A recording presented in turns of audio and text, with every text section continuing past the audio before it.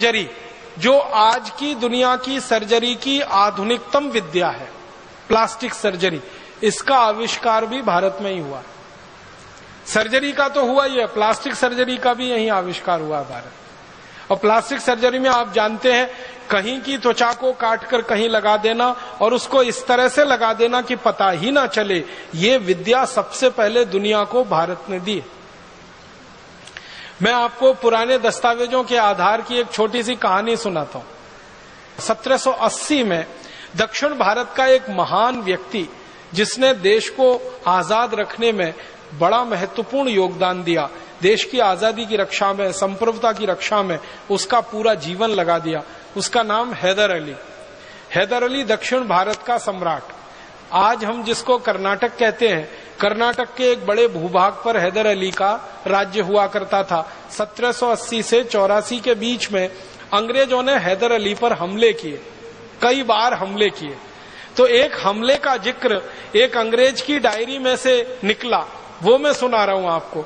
एक अंग्रेज आया, उसका नाम था कर्नल कूट, उसने हैदर अली पे हमला किया और ये 1780 की घटना है। उस हमले में हैदर अली ने अंग्रेजों को परास्त कर दिया। हैदर अली का ये इतिहास रहा कि जब जब अंग्रेजों ने हैदर अली पर हमला किया, हैदर अली ने हर बार अंग्रेजों को हराया। एक बार भी अंग्रेज कभी उससे जीत नहीं पाए, एक बार भी नहीं जीते। हर बार आते थे, हमला करते थे, हार के चुपचाप चले जाते थे। हैदर अली के ऊपर जब बार बार अंग्रेजों के हमले हुए तो हैदर अली को थोड़ा गुस्सा आ गया। तो ये जो कर्नल कूट आया, हमला किया, हैदर अली ने उसको हरा दिया। और चूंकि उसको थोड़ा गुस्सा था अंग्रेजों से, तो उसने कर्नल कूट की नाक काट दी। हमारे भारत में नाक कटना सबसे बड़ी बदनामी होती थी। आप जानते हैं, पूरे रामायण की कहानी नाक कटने की कहानी है।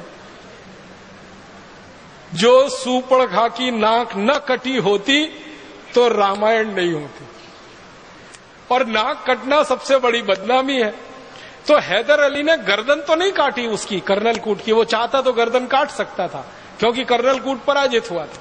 कर्नल कूट अपनी डायरी में लिखता है कि मैं पराजित हो गया, हैदर अली के सैनिकों ने मुझे बंदी बना लिया और हैदर अली के पास मुझे ले गए। हैदर अली सिंहासन पर बैठा था, मैं उसके नीचे चरणों में बैठा था। वो चाहता तो मेरी एक झटके में गर्दन काट देता, लेकिन उसने गर्दन नहीं काटी, मेरी नाक काट दी। और फिर मुझे छोड़ दिया कि जाओ, अब कटी हुई नाक लेके जाओ और सबको बताओ कि तुम्हारी नाक क्यों कटी। तो कर्नल कूट लिखता है कि मुझे एक घोड़ा दे दिया उसने, भागने के लिए नाक काट के मेरे हाथ में रख दी और कहा भाग जाओ। तो मैं घोड़े पे बैठ के भागा, भागते भागते भागते भागते एक जगह, वो लिखता है, मैं बेलगाम में आ गया। बेलगाम आप जानते हैं, कर्नाटक का एक जिला। तो बेलगाम में आ गया। तो बेलगाम में एक वैद्य ने मुझे देखा, नाक से खून निकल रहा है, कटी हुई नाक हाथ में है। तो वैद्य ने कहा, ये तुम्हारी नाक कहाँ कट गई? तो उसने झूठ बोला और कहा कि पत्थर मार दिया किसी ने। तो वैद्य ने कहा, ये पत्थर मारी हुई नाक नहीं है, ये तलवार से काटी हुई नाक है। मैं वैद्य हूं, मैं चिकित्सक हूं, मैं जानता हूं। तो उसने सच बताया कि मेरी नाक काटी गई है। किसने काटी? तुम्हारे राजा ने काटी, हैदर अली ने काटी। क्यों काटी? मैंने युद्ध किया उससे, मैं हार गया, उसने मेरी नाक काटी। तो वो वैद्य कहता है कि अब तुम क्या करोगे? कटी नाक से इंग्लैंड जाओगे, लंदन जाओगे? कहता है, जाने की इच्छा तो नहीं है, लेकिन क्या करूं, जाना ही पड़ेगा। तो वो वैद्य इतना दयालु, इतना कृपालु, वो कहता है कि मैं तुम्हारी नाक जोड़ सकता हूं। तो कर्नल कूट कहता है, मुझे तो भरोसा ही नहीं हुआ, ये नाक कैसे जुड़ सकती है कटी हुई? मैंने तो सुना नहीं अपनी जिंदगी में कि एक बार शरीर का कोई अंग कट जाए तो वो जुड़ सकता है। तो वैद्य जी कहते मैं जोड़ सकता हूं। तो कर्नल कूट ने कहा जोड़ दो। तो उसने कहा मेरे घर चलो। तो वैद्य जी उसको ले गया और ऑपरेशन किया। उस ऑपरेशन का 30 पन्ने में वर्णन है। वो 30 पन्ने तो नहीं सुना सकता, अंत में सुना रहा हूं। ऑपरेशन सफलतापूर्वक संपन्न हो गया, नाक उसकी जुड़ गई। वैद्य जी ने उसको एक लेप दे दिया बना के और कहा कि ये लेप ले जाओ, रोज सुबह शाम लगाते रहना। वो लेप लेके चला गया। 15-17 दिन के बाद बिल्कुल नाक उसकी जुड़ गई। फिर वो जहाज में बैठ के लंदन चला गया। 3 महीने बाद वो ब्रिटिश पार्लियामेंट में खड़ा होकर भाषण दे रहा है कर्नल कूट, और सबसे पहला सवाल पूछता है सब अंग्रेजों से, आपको लगता है मेरी नाक कटी हुई है? तो सब अंग्रेज हैरान होके कहते नहीं नहीं, तुम्हारी नाक तो कटी हुई बिल्कुल नहीं दिखती। तब वो कहानी सुना रहा ब्रिटिश पार्लियामेंट में कि मैंने हैदर अली पे हमला किया था, मैं उसमें हार गया, उसने मेरी नाक काटी, फिर भारत में एक वैद्य ने मेरी नाक जोड़ी, और भारत के वैद्यों के पास इतनी बड़ी हुनर है, इतना बड़ा ज्ञान है कि वो कटी हुई नाक को जोड़ सकते हैं। तब उस वैद्य जी की खोज खबर ब्रिटिश पार्लियामेंट में ली गई और अंग्रेजों का एक दल आया और बेलगाम के उस वैद्य को मिला, तो उस वैद्य ने अंग्रेजों को बताया कि ये काम तो भारत के सब गांवों में होता है, मैं अकेला नहीं हूं, ऐसा करने वाले हजारों लाखों लोग हैं। तो अंग्रेजों को हैरानी हुई, कौन सिखाता है आपको?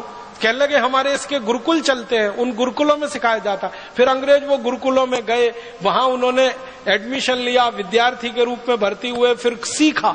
सीखने के बाद इंग्लैंड में जाकर प्लास्टिक सर्जरी उन्होंने शुरू की। और जिन जिन अंग्रेजों ने भारत में प्लास्टिक सर्जरी सीखी है ना, उनकी डायरियां हैं।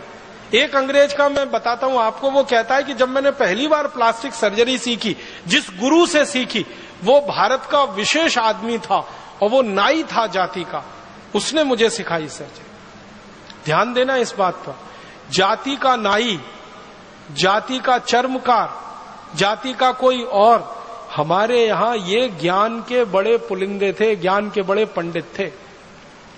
नाई है इस आधार पर किसी गुरुकुल में उसका प्रवेश वर्जित नहीं था, चर्मकार है इसलिए गुरुकुल में प्रवेश वर्जित नहीं था।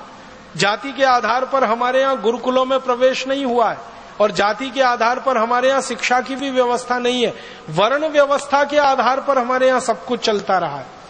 तो नाई भी सर्जन है, चर्मकार भी सर्जन है।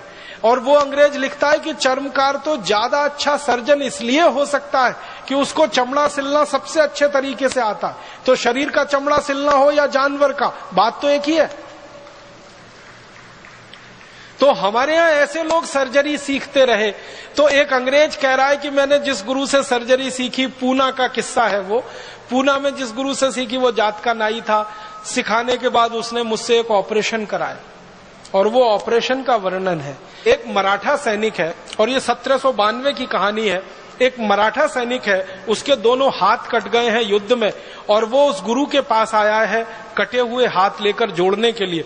तो गुरु ने वो ऑपरेशन उस अंग्रेज से करवाया जो सीख रहा है, और वो अंग्रेज गुरु के साथ मिलकर बहुत सफलतापूर्वक ऑपरेशन पूरा किया है। और वो अंग्रेज कहता, उसका नाम है डॉक्टर थॉमस क्रूसो। वो अंग्रेज कहता है कि मैंने मेरे जीवन में इतना बड़ा ज्ञान किसी गुरु से सीखा, और इस गुरु ने मुझसे एक पैसा नहीं लिया, फीस नहीं ली। ये मैं बिल्कुल अचंभा मानता हूं, आश्चर्य मानता हूं। और थॉम क्रूसो ये सीख के गया है। फिर उसने प्लास्टिक सर्जरी का स्कूल खोला, और उस प्लास्टिक सर्जरी के स्कूल में फिर अंग्रेज सीखे हैं, और अंग्रेजों ने सीख सीख कर फिर दुनिया में फैलाया है। दुर्भाग्य इस बात का है कि सारी दुनिया में प्लास्टिक सर्जरी के उस स्कूल का तो वर्णन है, लेकिन इन वैद्यों का वर्णन अभी तक नहीं आया विश्व ग्रंथों में, जिन्होंने अंग्रेजों को प्लास्टिक सर्जरी सिखाई थी। और ये क्यों